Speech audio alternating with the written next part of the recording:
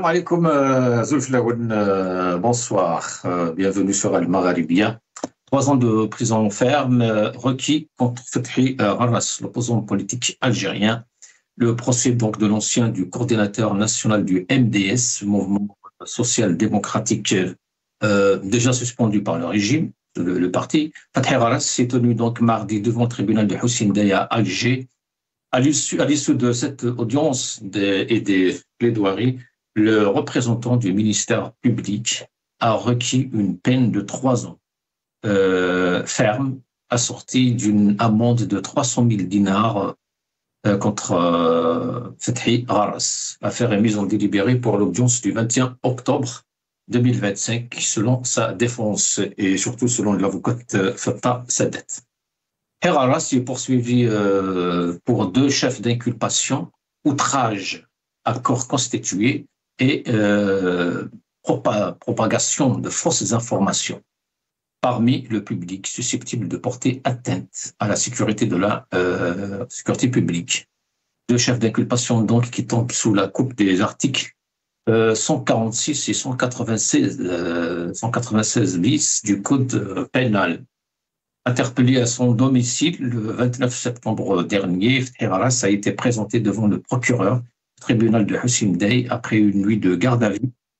Le parquet a ordonné sa comparution, donc comparution immédiate. Le dossier a été renvoyé une première fois au 7 octobre 2025 avec placement du prévenu sous contrôle judiciaire. Le procès a été renvoyé une seconde fois au 14 octobre 2025. Fethi Harras n'en est pas à sa première comparution devant la justice. Plusieurs procès lui ont été intentés. Fethi Harras a déjà a fait de la prison aussi en Algérie. Voilà, nous allons donc parler de ce cas de Fethi Harras. Et il y a plusieurs militants politiques opposants aussi en Algérie qui sont aujourd'hui justement contraints de poursuivre leur démarche face à la justice algérienne.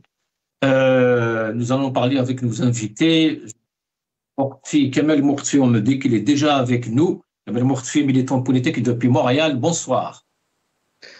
Bonsoir Hussein, bonsoir à toute l'équipe de Magharibia, bonsoir à toutes celles et ceux qui nous écoutent maintenant. Et bonsoir à vos invités aussi. Merci Kamel. Kamel Mourtfi, alors une première réaction par rapport donc à ce procès qui dure maintenant depuis longtemps. Et c'est pas que Fethi Harras, il y a beaucoup de militants, dont Mohsen Belabbès, Karim Tabou, beaucoup de militants en Algérie aujourd'hui, Mohamed Tajadid et beaucoup d'autres. Et maintenant on arrive même aux avocats d'ailleurs. Kamel Mourtfi. Je ne sais pas, est-ce que je vais synthétiser ma pensée tout de suite ou je vais revenir par la suite, je ne sais pas. Donc, allez-y. Donc, voilà, par rapport à cette énième interpellation de Fethi Harras et de sa femme et d'autres militants aussi qui subissent les mêmes attaques, les mêmes intimidations de la part de ce pouvoir, ça fait partie de la logique du système du pouvoir en place à partir du 12-12 jusqu'à maintenant, qui a bâti sa gouvernance sur la terreur. Donc lui, il a élaboré une stratégie, il ne fait pas ça par hasard, il a décidé de faire taire l'opposition. Donc ce n'est plus comme avant, ce n'est plus les acquis de 88, ce n'est plus l'ère de Bouteflika, ce n'est plus les années d'avant. Le pouvoir a décidé de gérer sans l'opposition. Donc celui qui parle, celui qui critique, celui qui participe à l'éveil de la conscience, il va le mettre en prison, il va lui enlever son salaire, il va lui créer des problèmes socio-économiques pour le pousser au silence. C'est l'exil ou le silence. Voilà un peu le système. Et il ne fait pas ça de manière... Kamel, jusqu'à quand, justement, la question qui se pose, surtout que Abdelmadjid Tebboune est au pouvoir maintenant, il est à son 2e mandat. Est-ce que c'est Fethi Harras qui menacerait vraiment le trône de Tebboune? Non, il faut comprendre la dynamique des masses, la dynamique des révolutions. Depuis le Hirak du 22 février 2019, c'est l'aboutissement de tout un bouillonnement dans la société. Ce bouillonnement-là a donné une raison à l'âme, à la création d'une âme collective, ce qu'on appelle une âme collective. Je reprends l'expression de Gustave Leblanc, qui est un psychosociologue qui a analysé les foules. Il vous dit, la masse, elle bouge quand elle constitue une âme collective. Donc cette âme collective a été construite par des événements, des raisons que nous avons vécues durant le règne de Bouteflika jusqu'à sa fin. Et cette âme collective a poussé les instruits, les docteurs, les moins instruits, tous les Algériens, quel que soit leur niveau d'instruction, à fonctionner comme une foule. Et cette foule-là a rejeté le système, a produit ce qu'elle veut. Donc c'est ça qui a fait que le pouvoir, il a compris ce message, il a atomisé la société. Donc il a brisé cette âme collective. Parce que dans l'âme collective, l'intérêt personnel, il est mis de côté, c'est l'intérêt collectif qui a été mis de l'avant. Le pouvoir, il a compris. Ne pensez pas que ce pouvoir est composé uniquement de cancres qui sont à la façade. Il est composé aussi de gens intelligents qui ont élaboré une stratégie de guerre. C'est une stratégie de guerre menée par les services de sécurité contre son peuple avec toutes les stratégies de manipulation possibles. Donc, ils ont compris que cette âme collective, il faut l'atomiser. Par quoi on va l'atomiser? En essayant d'attaquer l'intérêt personnel de chaque Algérien, en créant la terreur. Vous avez vu, on se pose la question, des millions d'Algériens dans les rues n'ont pas pu libérer Bourgain de la prison, Karim Tabou, Boumela. C'est parce que l'âme collective a été brisée par ce système. Il a atomisé la société, il a créé la peur, où chacun pensait personnel. Donc là, maintenant, l'intérêt collectif a été mis de côté, et c'est l'intérêt personnel qui a primé. Jusqu'à maintenant, on voit la société a abandonné son élite politique. Pourquoi? Parce que la société, dans sa globalité, n'a pas été touchée par cette terreur. Pourquoi? Parce que le pouvoir a dit, si tu ne veux pas rentrer en prison, si tu ne veux pas perdre tes intérêts personnels, éloigne-toi de la politique. Donc c'est ce qu'ils ont fait la majorité des Algériens, les 20 millions qui ont marché dans le Hirak, ils ont compris le message, ils ont dit ok, pas de politique, je m'en occupe de mon salaire, de ma famille, et j'oublie le reste. Et le pouvoir a continué maintenant à pratiquer sa terreur sur les militants. Et le nombre de militants maintenant qui sont restés, ils sont minimes, ils sont minoritaires. Ajoutez à cela que cette élite politique avec les militants, elle manque d'intelligence. Elle manque d'intelligence pour comprendre et développer une façon de présenter le changement à l'Algérien comme une nécessité urgente et ramener, c'est-à-dire qu'il ne peut pas participer par les discours et par les actions à empêcher le pouvoir de produire encore des raisons qui vont pousser à la formation de cette âme collective une deuxième fois. Donc, nous-mêmes, en tant que militants politiques, en tant qu'élite politique, nous avons la responsabilité, à travers nos discours, à travers nos actes, à travers nos actions, nous avons empêché ce pouvoir de nous donner l'occasion de créer cette âme collective une deuxième fois. Donc, c'est à travers l'innovation, à travers cette intelligence que nous allons, et il faut innover dans la façon de discourir, innover dans la façon d'attaquer ce pouvoir, innover dans la façon de traiter cette situation pour qu'elle ne soit pas mise au profit de ce pouvoir-là, parce que nous sommes en train de retarder le changement. Ce n'est pas le pouvoir qui retarde le changement, c'est nous-mêmes. Merci Kamel Bourkoufi. Merci d'être avec nous, d'avoir accepté cette invitation. À une prochaine fois, Kamel. Nous avons beaucoup d'intervenants ce soir, justement. C'est genre une émission solidarité avec l'homme politique et l'opposant Fethi Haras. Avec nous, Issa Rahmoul, défenseur des droits de l'homme aussi, vice-président de la FIDH. Issa Rahmoul, bonsoir. Bonsoir Hussein, bonsoir aux invités, aux téléspectateurs. Merci pour l'invitation. Merci Aïssa. Alors Aïssa, votre première réaction Aïssa par rapport donc à ces 3 ans de prison ferme requis contre Fethi Haras. Ben, tout d'abord, j'exprime ma solidarité au nom de la Ligue algérienne, du collectif de sauvegarde de la Ligue algérienne pour la défense des droits de l'homme. Nous avons déjà exprimé notre solidarité, notre inquiétude quant aux arrestations et procès intentés contre les porteurs d'opinion, d'une part, mais aussi contre l'opposition d'une autre part. Aujourd'hui, il s'agit d'une autre station de la pratique autoritaire et de l'utilisation de la justice comme outil de répression. Condamner Fethi Harras, qui est un leader politique d'un parti qui a été dissous, mis au placard ou gelé à travers une procédure judiciaire devant la juridiction administrative. Et s'attaquer à Fethi Harras, c'est s'attaquer justement à un porteur d'opinion. Au lendemain d'une émission de télévision, ce qui ressort du moins du dossier, ce qu'on a eu comme information, et selon les déclarations soit de Madame Harras ou de Fethi lui-même, c'est au lendemain de cette déclaration, à l'occasion d'une intervention télévisée, il était poursuivi devant le parquet du tribunal de Hussein Dey. Le motif, les chefs d'inculpation, c'est les articles 146-196 du Code pénal, oui, qui concernent atteinte à corps constitué et diffusion d'informations, de fake news. Il faut dire que ce dernier article est venu après les amendements, l'arsenal juridique qui était venu pour durcir l'exercice citoyen en Algérie.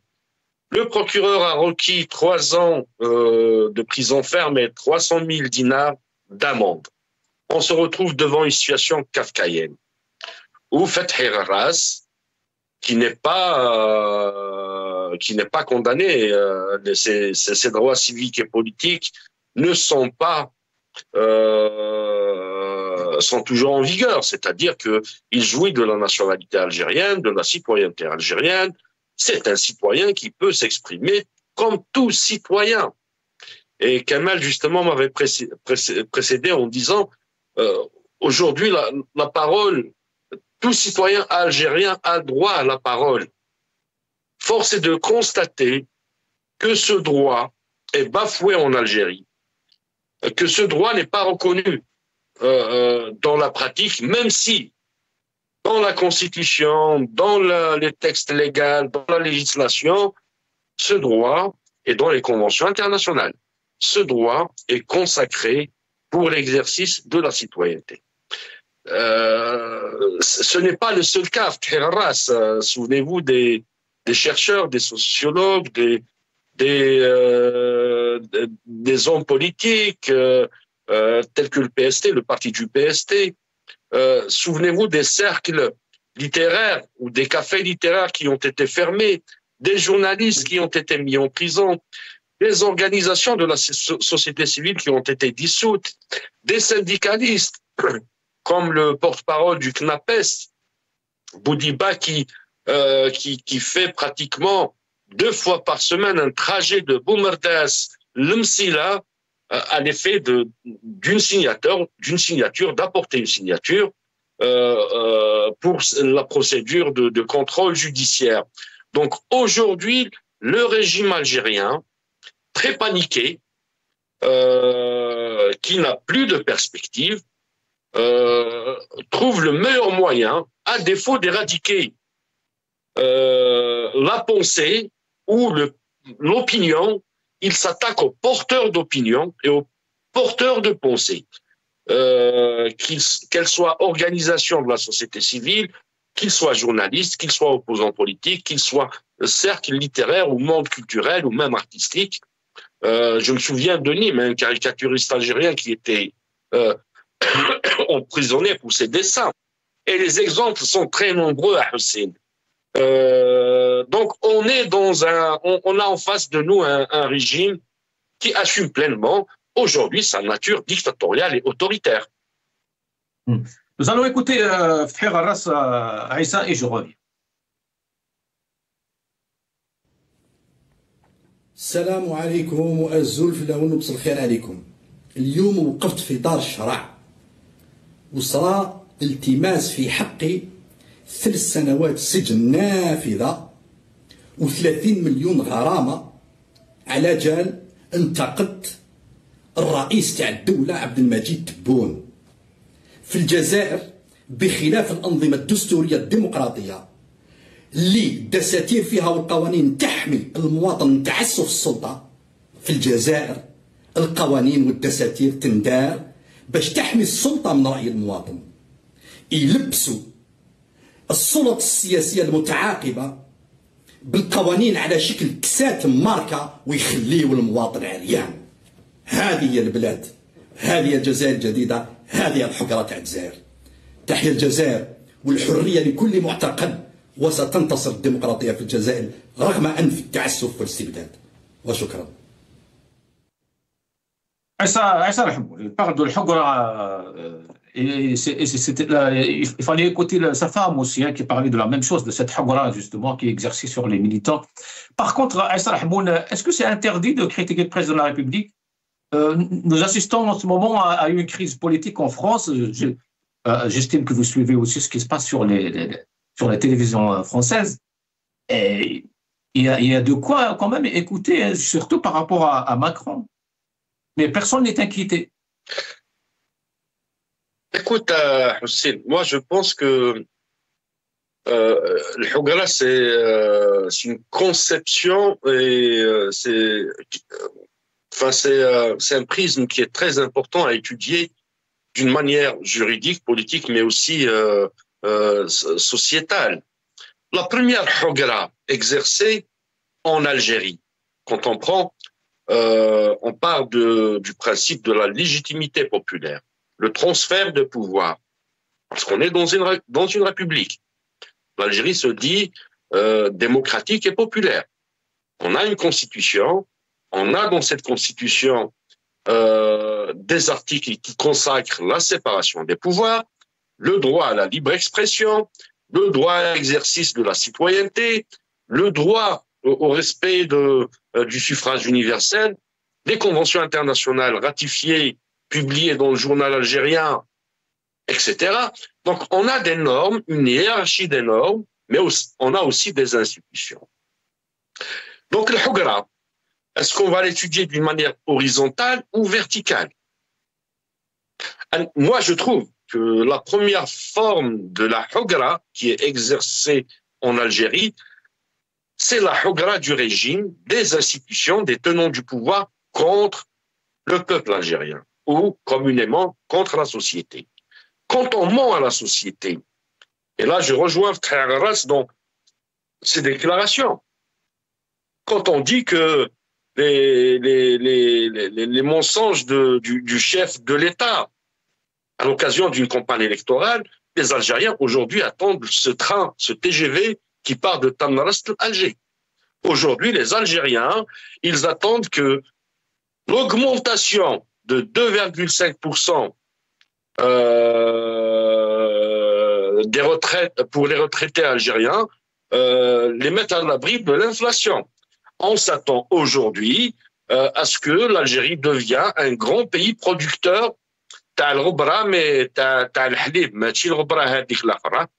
On s'attend aujourd'hui à ce que des Malaisiens, à ce que des investisseurs africains, j'en connais pas beaucoup, ou internationaux, au niveau international, viennent en Algérie s'installer pour créer justement cette richesse, cette main-d'œuvre, cet accès au travail, et puis que les Algériens vivent en fin de compte d'une manière digne. Donc la première Hogara, c'est le mensonge. La première Hogara, c'est de voler aux Algériens et violer par la suite le Hirak du 22 février 2019. Dans les textes, pour revenir à ta question à Hussein, dans les textes, l'article, le chapitre qui consacre les droits des citoyens ou l'organisation de l'État, de la Constitution, amendée en 2020, on retrouve ces principes, ces énoncés philosophiques, juridiques et politiques à la fois. Mais dans les faits, quand on constate aujourd'hui que Fethi Harras, comme je l'ai dit tout à l'heure, ou Mahmoud Rachdi ou Karim Tabou, ils sont sous la pression de la justice.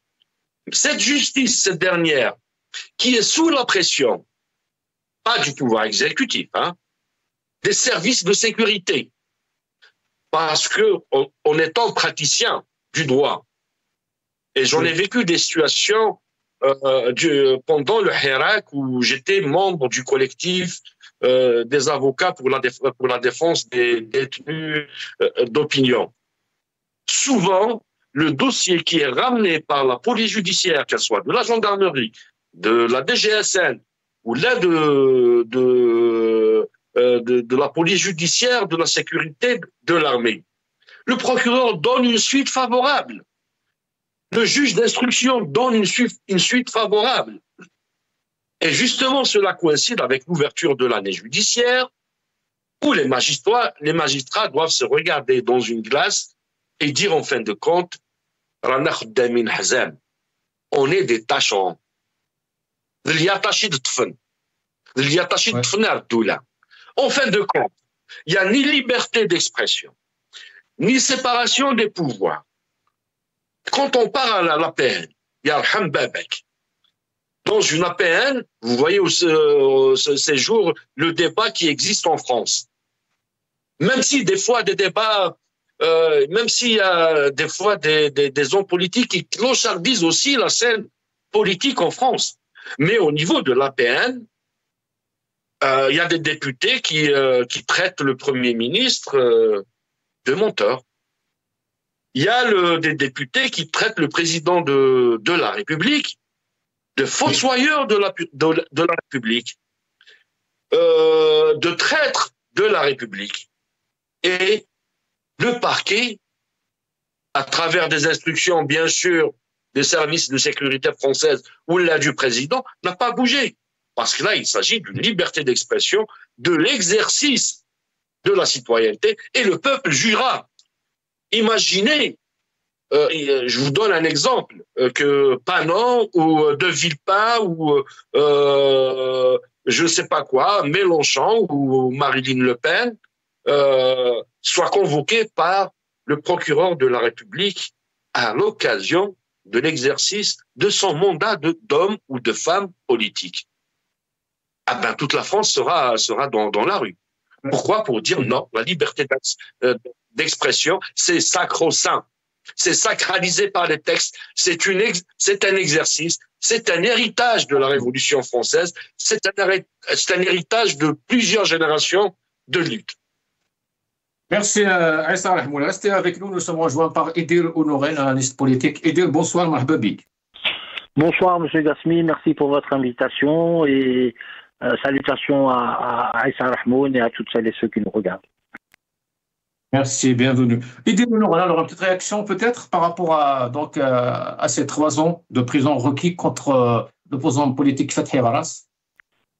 Oui, bien sûr, c'est un scandale, c'est une justice inique. Il ne faut pas revenir là-dessus, mais permettez-moi juste, avant de me solidariser avec l'ensemble des détenus d'opinion et politique, c'est pas pareil, et Maître Rahmoul pourra en témoigner. Entre les détenus politiques et les détenus d'opinion, il y a un léger distinguo à faire. Ça, c'est le premier élément. À Madame Mira Mouknas, il n'a rien à faire en prison. À tous les détenus qui ont été condamnés injustement après les incendies de Kabylie, il y en a 49 qui sont donc en condamnation à mort. On a parlé d'un procès, d'une révision du procès, ça a été trop vite. Il y a tous les détenus d'opinion, bien évidemment, et détenus politiques. Ceci étant dit, bien évidemment, le cas de M. Harras et ça traduit la fragilité, ça traduit la fragilité du système par rapport à des voix discordantes qui sont en dehors de la doxa du pouvoir. Il n'y a pas que lui, en espérant pour lui le meilleur, et j'espère qu'on appelle, il n'aura pas de condamnation. Mais ce pouvoir-là, parce qu'il faut analyser les choses, ce pouvoir-là, qu'est-ce qu'il est en train de faire? Il a des problèmes d'ordre politique, d'essence politique. Il n'a qu'une seule réponse, c'est la répression. Bon, on ne va pas revenir sur la 87 bis, etc., etc. Donc, fatalement, à un moment donné, il est dans un déni de réalité. J'écoutais la fin de ce que disait Aïssa Rahmoun concernant les libertés en France, connaissant le pouvoir. C'est-à-dire qu'il ne faut pas être précautionneux. Au lieu de dire c'est un menteur, on pourrait dire, c'est ça le langage politique aussi, que le chef de l'État ne dit pas la vérité. C'est l'équivalent du mensonge. Il faut se prémunir faut pas leur prêter le flanc à des inconséquences comme ça.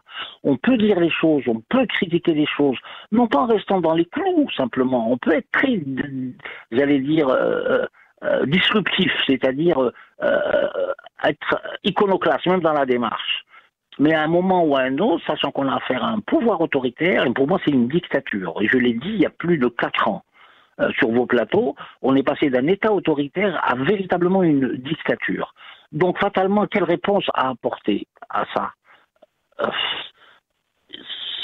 C'est une réponse politique. Comment s'organiser pour parce qu'il faut analyser aussi là. Madame, oui.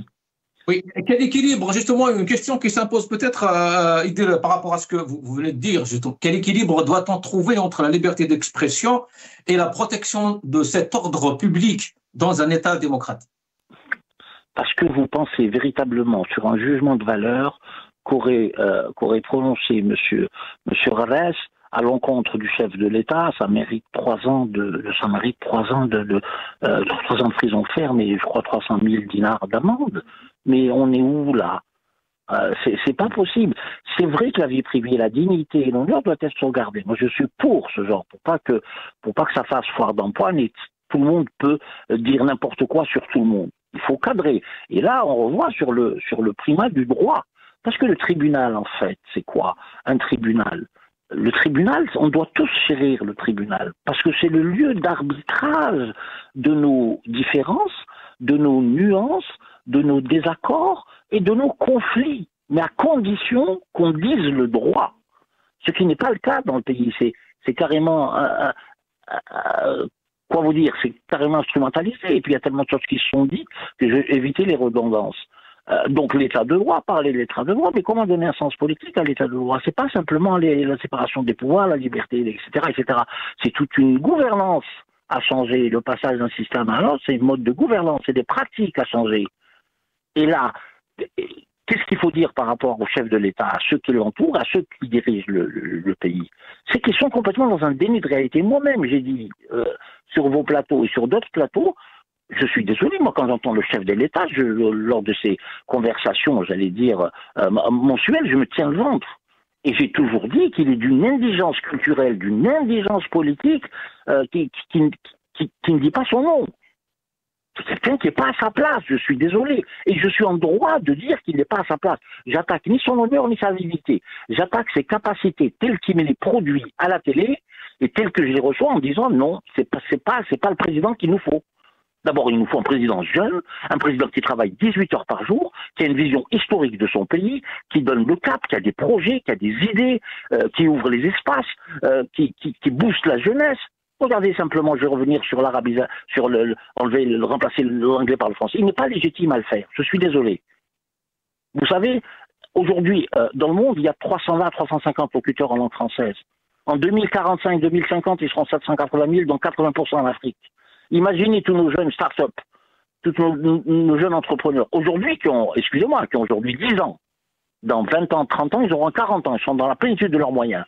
Ils ne pourront même pas aller au Congo vendre leurs process, vendre leurs applications, parce qu'ils auront un handicap de la langue. Mais c'est quoi ça? Et puis on n'a pas instrumenté la langue française par rapport à des différents politiques. Je suis désolé. Pour angliciser, je suis d'accord. Mais là, ça renvoie à un problème d'éducation nationale et ça renvoie à des programmes. Mais pour en revenir à ce qui nous finalement qui nous fait parler ce soir, bien évidemment, mais c'est pas fini. Mais quelle réponse? Même les solidarités que nous exprimons à titre individuel ou dans le cadre de nos associations ou dans le cadre des partis politiques ne suffisent plus. Parce que c'est simplement, on date quelque chose. Mais imaginez-vous aussi, je suis désolé parce que M. Fakhel Haddad, je veux bien, et c'est inique en plus, c'est un jugement qui est inique, et j'espère que ça ne va pas passer à l'appel. Mais si on parle de M. Tabou, il vit un calvaire. Il vit un calvaire, M. Tabou. Il va aussi dans un centre de la sécurité militaire, c'est mon époque du DRS, je ne sais plus où il va pour signer. M. Tabou menace l'unité nationale, M. Tabou a trahi, M. Tabou est un corrompu. Pas du tout, c'est un jeune homme formé politiquement, qui a des idées, on peut aimer ou ne pas l'aimer, mais il faut être solidaire. Et le cas de M. Mohsen Belabbès, c'est-à-dire il ne faut pas isoler le cas de Fethi Herves qui est dans la suite logique des choses. Donc il faut aborder cette question de l'état de droit de manière holistique. Pourquoi?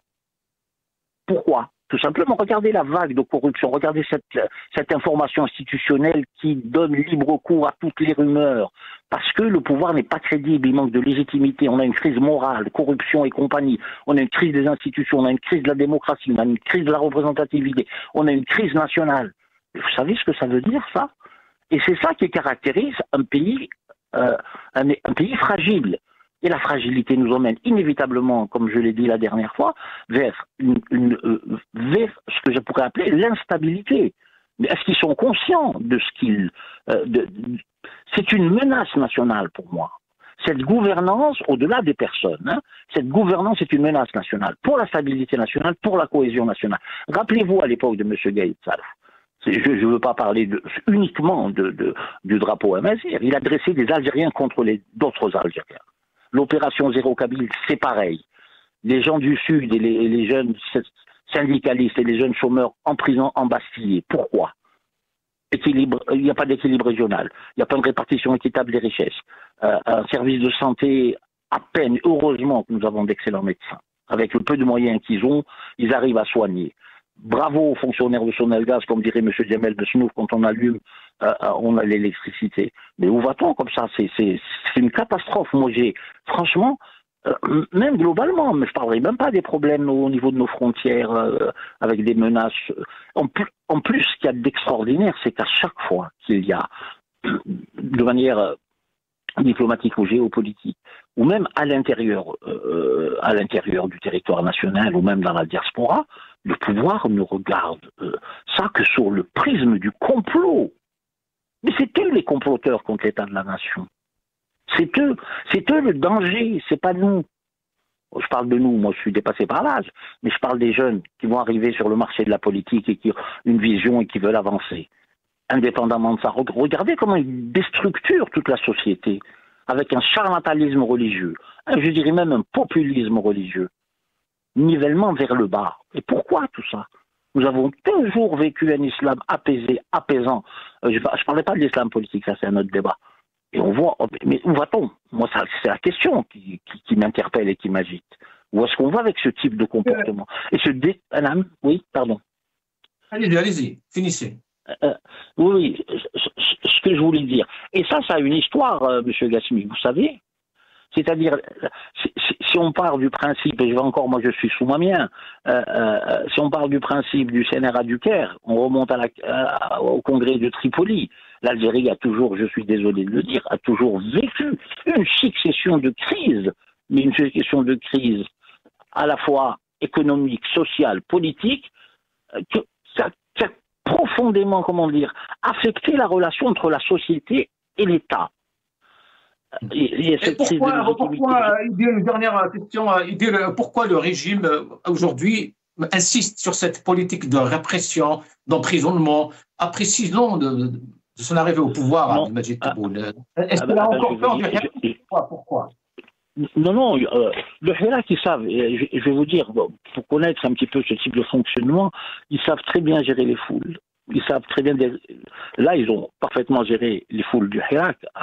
C'était des marches à dizaines de milliers, à centaines de milliers pour certains. Ils savent gérer tout ça. Le problème, pourquoi ils abordent ça uniquement sous l'angle de la répression? Parce qu'ils n'ont pas de réponse politique. Et la dernière fois, je me rappelle qu'on m'avait invité, il faut faire attention aussi pour cette histoire de dialogue qui doit arriver. Je pense qu'il y a une occasion au moins de démasquer et à la limite de mettre le pouvoir en face de ses responsabilités lors de ce fameux dialogue ouvert, qui est le dialogue ouvert, c'est pas un dialogue normal, hein, c'est un dialogue qui répond à quelques exigences. Comment faire, je veux dire, y aller, pas y aller, toutes ces questions sont là. Et, il y a aussi le fait que l'opposition algérienne, il y a des individualités, il y a quelques partis politiques qui luttent malgré la répression. Ils n'arrivent pas à se voir, à se réunir, à avoir les sorties de crise, comment faire. Et tout ça, ça se construit. Et quand je dis ça se construit, ça se bâtit d'abord. Il faut bâtir les convergences, être d'accord sur une démarche, et rester sur cette démarche et aller pratiquement en opposition au système. Parce qu'encore une fois, les hommes qui dirigent le système sont une chose, c'est la problématique du système qui pose problème. Donc c'est le mode de gouvernance qui pose problème.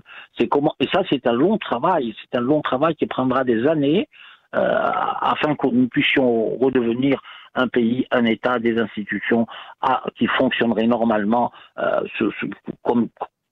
Bon, alors on va dire de standard international où il y a la souveraineté du peuple, où il y a le contrôle, où il y a la démocratie, il y a les libertés bien comprises. Et ça passe aussi par l'élévation du niveau culturel et intellectuel de notre société. Mais face à une école qui produit finalement des discours lénifiants, des discours hyper religieux, des discours... Non, c'est pas comme ça que ça fonctionne. Je suis désolé, c'est pas comme ça que ça fonctionne. Comme dirait Gramsci, je terminerai sur ça. S'il vous plaît, oui. Aïssa, et je m'adresse à tous les camarades, les conquêtes culturelles et les conquêtes intellectuelles précèdent les conquêtes politiques. Préparons la société à ces changements. Et il ne faut pas oublier une chose aussi, il y a de fortes résistances à l'intérieur de l'État, qui ne veulent pas le changement, tout ça pour d'infinies raisons, des raisons morales, dont la corruption, dont ceci, dont cela. Voilà, M. Gassmi. Merci beaucoup, Idir Onur Niatek Saha. À une prochaine fois. À très bientôt. Au revoir. À très bientôt. Bonsoir. À très bientôt. Salah Hamoun, nous allons regarder cette petite vidéo et je reviens. من الآن فصاعدا كحزب وطني لن نقبل أن يدفع أبنائنا الجنود والضباط في الجيش الوطني الشعبي أرواحهم من أجل أزمات مفبركة تأتي أفكارها من الخارج، لأننا لن نقبل حتى تلك الأفكار البسيطة المتطرفة التي تحاول أن تعود بالجزائر إلى الوراء. الجزائري جزائري وواضح بهويته وثقافته وأصله، ما نحتاج حتى أفكار تجينا من الخارج، واللي عنده يحكي ما عنده. Salah Hamoun, donc tout est permis pour certains, tout est interdit pour les autres. Ben écoute, à entendre le secrétaire général ou le président du Rassemblement national démocratique,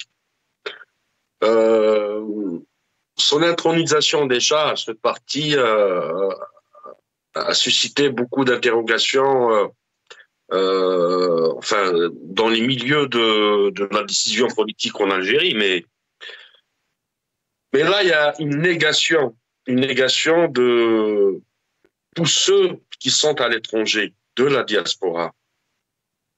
Il me semble que le secrétaire général avait oublié une étape très importante de l'histoire de la révolution algérienne pour l'indépendance de l'Algérie. C'est l'histoire de l'étoile nord-africaine. Et 2026, justement, l'année prochaine, on est à la veille de 2026, on va commémorer ensemble un siècle de création de l'étoile nord-africaine, où des syndicalistes qui étaient structurés dans la CGT en France, particulièrement en Belgique et en Hollande, et en Allemagne et en Italie, en Europe, ont eu cet éveil démocratique, cet éveil indépendantiste. Et justement, voilà le comble, voilà l'absurdité de l'évolution de l'histoire contre-courant. C'est qu'on constate quand ce responsable politique dit qu'on est un parti national, nationaliste. Mais être un parti national et nationaliste, c'est justement avoir les repères de l'histoire. C'est que les idées qui viennent de l'étranger, ces idées ont été effectivement germées, épanouies et puis récoltées dans des milieux de résistance.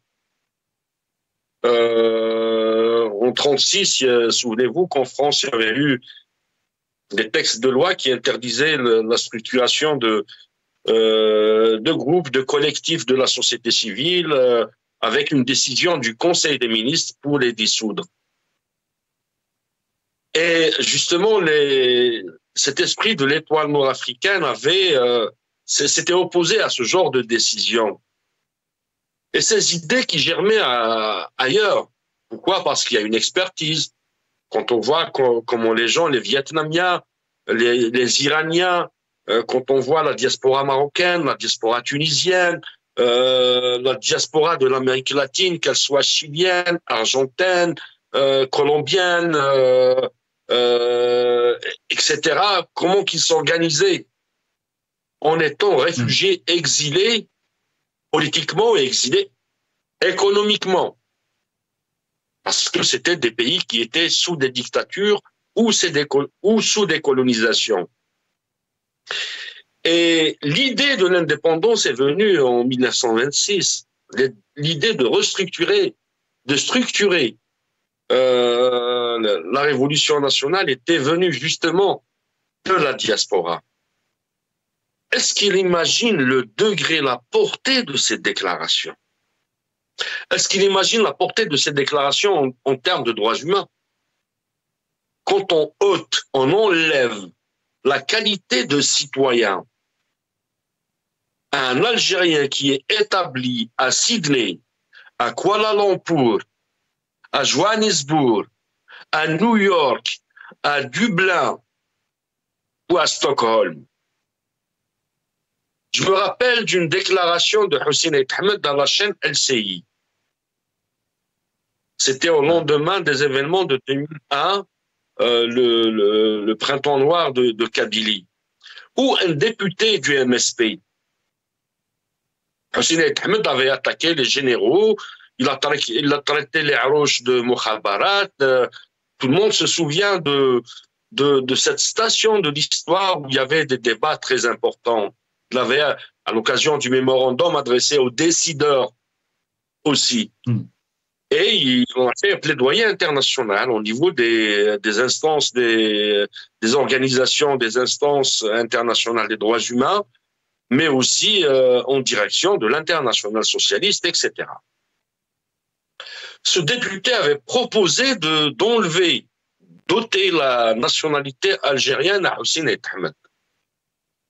Invité au plateau d'LCI, le journaliste avait posé la question à Hussein Ait Ahmed en lui disant Monsieur Ait Ahmed, il y a un député à l'Assemblée nationale qui propose, et dans sa déclaration, de vous ôter la nationalité algérienne. Ce qui se passe actuellement au Venezuela, ce qui se passe actuellement en Égypte, et je fais le parallèle entre ces deux pays particulièrement, parce que là, c'est concrétisé sur le terrain.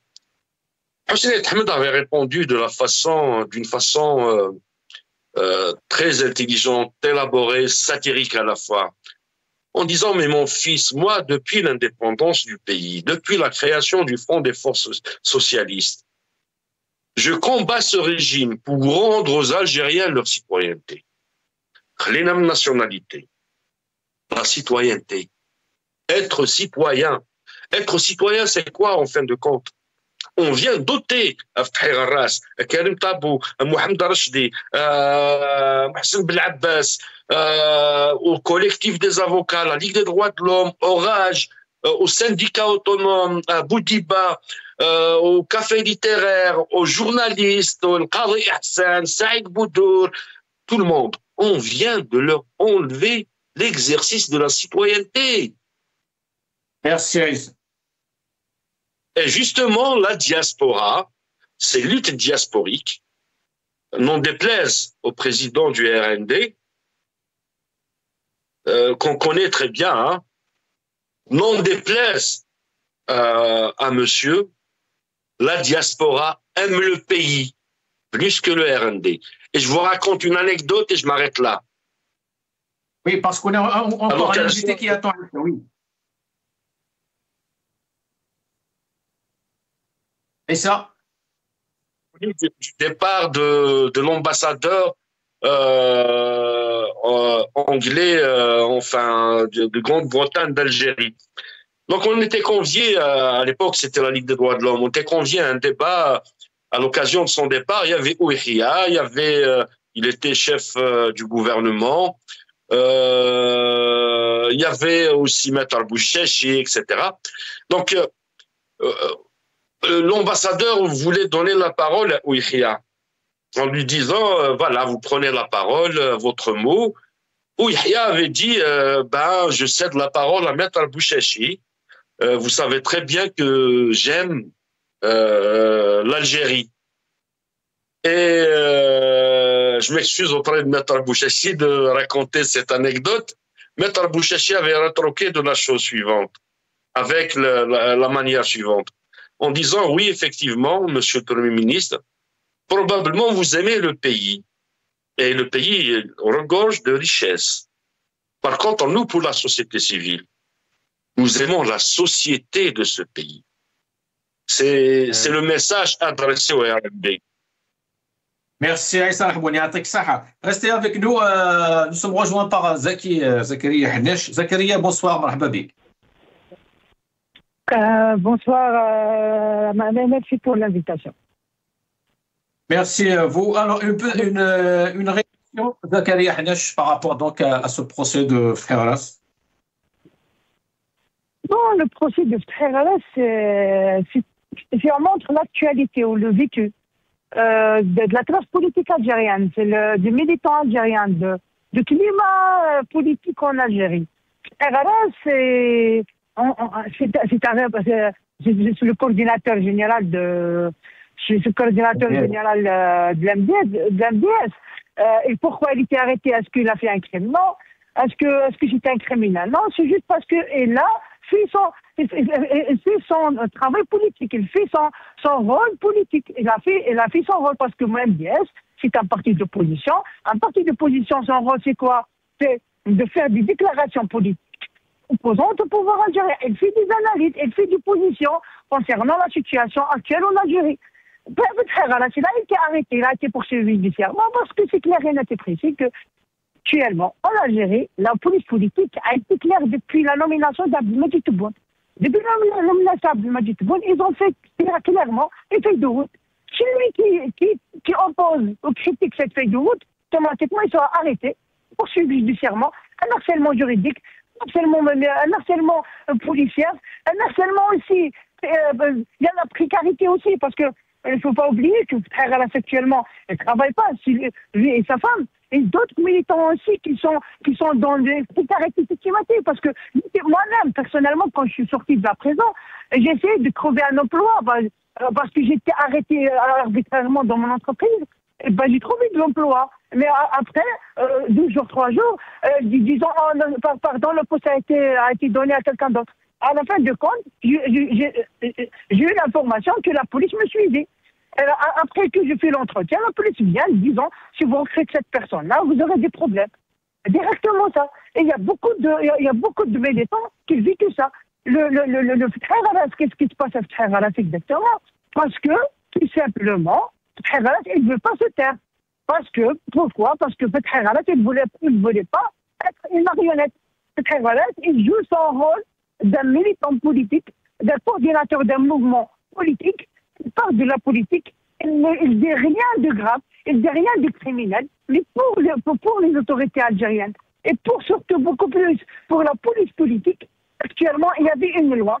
Celui qui ose critiquer, ou attaquer, ou dire n'importe quoi, qui n'est pas selon leur feuille de route, il sera automatiquement poursuivi, harcelé, mis en prison.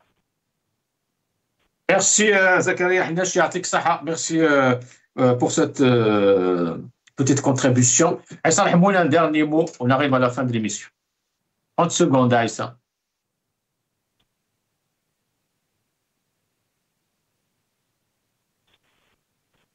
Aïssa est avec nous ou pas?